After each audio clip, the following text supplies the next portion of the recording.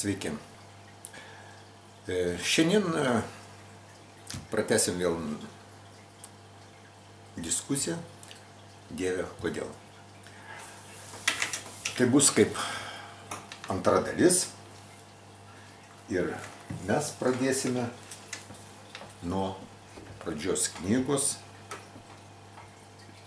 pirmos skyriaus, pirmos dalies. Ką aš norėčiau paskaityti tenai? Pirmoji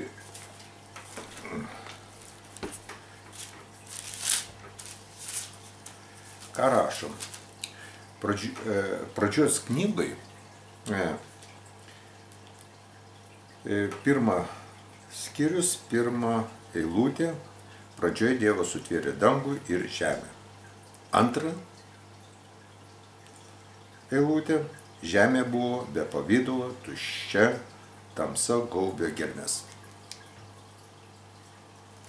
Tai vat, būtent ir noriu paliesti šitas dvi eilutės,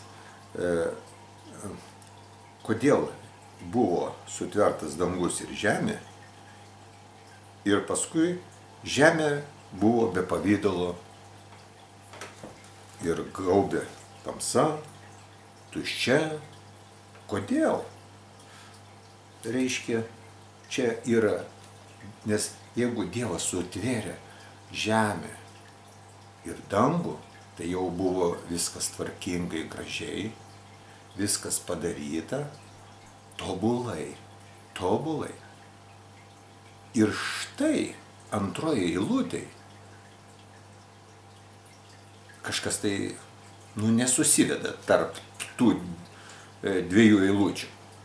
Vadinasi, tarp tų dviejų eilučių kažkas tai įvyko, ko Biblijoje neparašo. Čia kodėl taip neparašė, nežinia.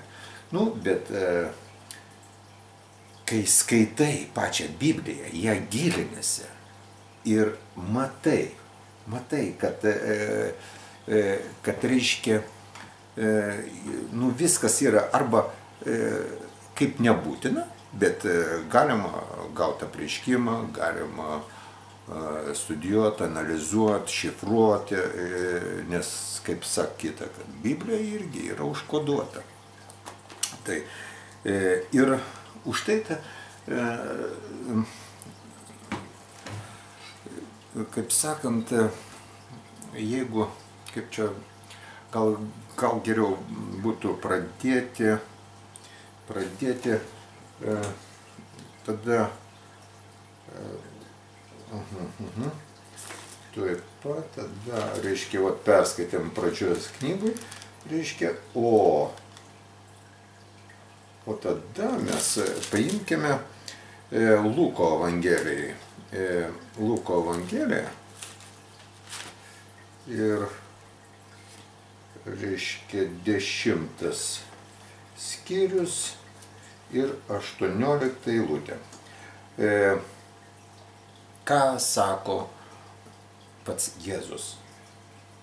Mačiau šėtoną kaip žaibą krintantį iš dangaus.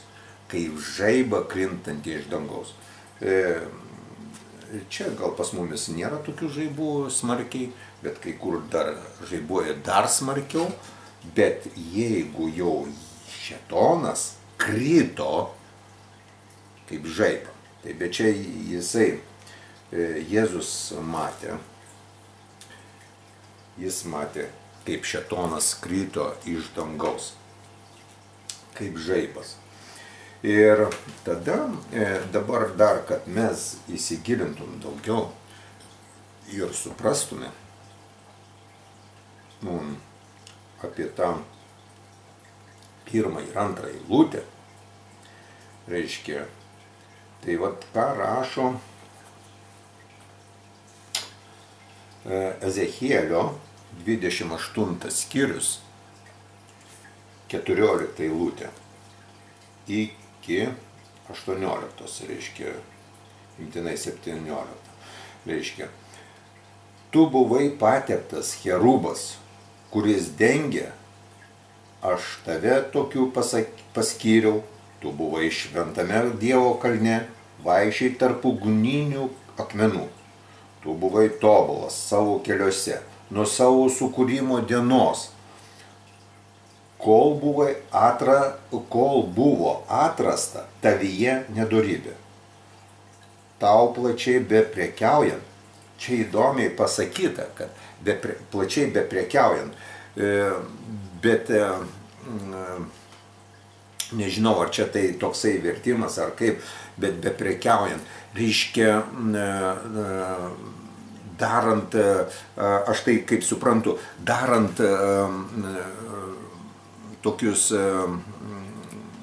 kaip sakant, prieš Dievą sukilimą, visus angelus tenai kurstant, reiškia, kad būtų kažkoks tai nepasitenkinimas. Tai vot čia parašyta, reiškia, kad beprekiaujant, reiškia, jisai, reiškia,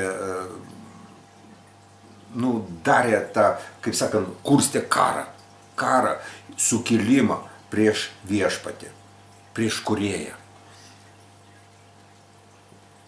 Ir sako toliau, jie pripildė tave smurto ir tu nusidėjai. Reiškia, šitas visas jo veiksmas, reiškia, jį patį pripildė tą smurto ir nusidėjo. Todėl aš išmesiu tave iš Dievo kalno, kaip nešvarų ir pašalinsiu tave. Čia Dievo žodžiai. Dievo žodžiai, jisai sako taip. Tavo širdis išpuiko dėl tavo grožio. Tu praradai išmintį per savo spindesį. Aš parblokšiu tave ant žemės. Įsivaizduojate. Jisai buvo, kaip sakant, išmintingas. Jis buvo grožio talonas. Ir štai jisai, reiškia, sukilo prieš Dievą, sukeldamas dar ir kitus angelus. Reiškia, lyg tai, kai jis norėjo, kad jis būtų aukščiau už Dievą. Ir štai, vat, kaip sakant, Dievas jį meta iš dangaus. Meta iš dangaus. Ir dar vat, paskaitysime čia Izaijo, vat, 14 skyrius, 11 eilutė, ką rašo. Tavo didybė nugarmėjo į pragarą su tavo styginiu skambesiu. Kaip mes žinome, kad jisai buvo irgi,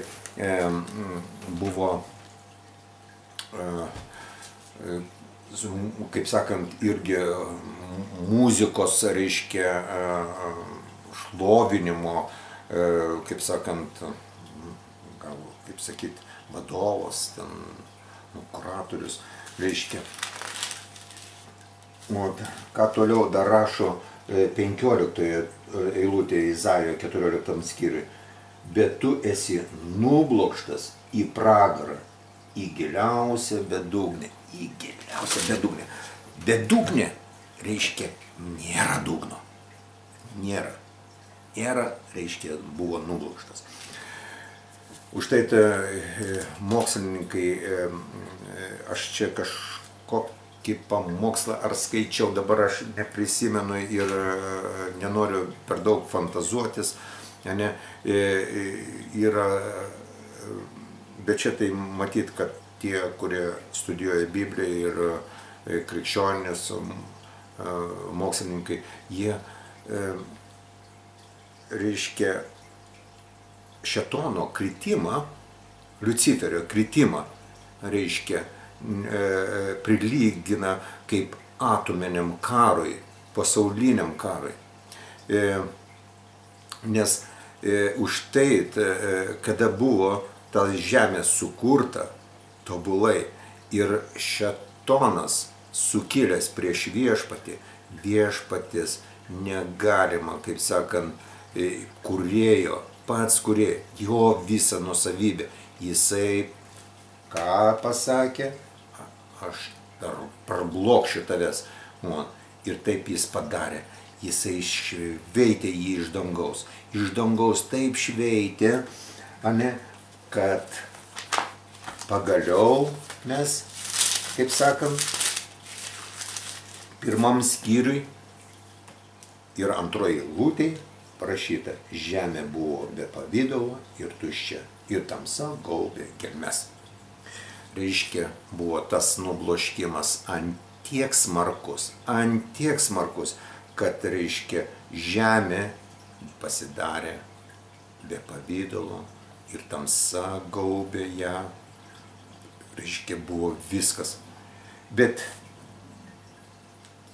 rašo paskui, kad ir Dievo dvasia sklandė virš vandenų. Reiškia, jisai sklandė virš, Dievo dvasia sklandė virš šitos žemės, reiškia, virš to sklandė, ir jisai matė, kad tai yra gera vieta, graži vieta, tobula vieta žmogui gyventi, mums gyventi. Užtai jisai ją vėl padarė tokią, kokią jisai matė pradžioje,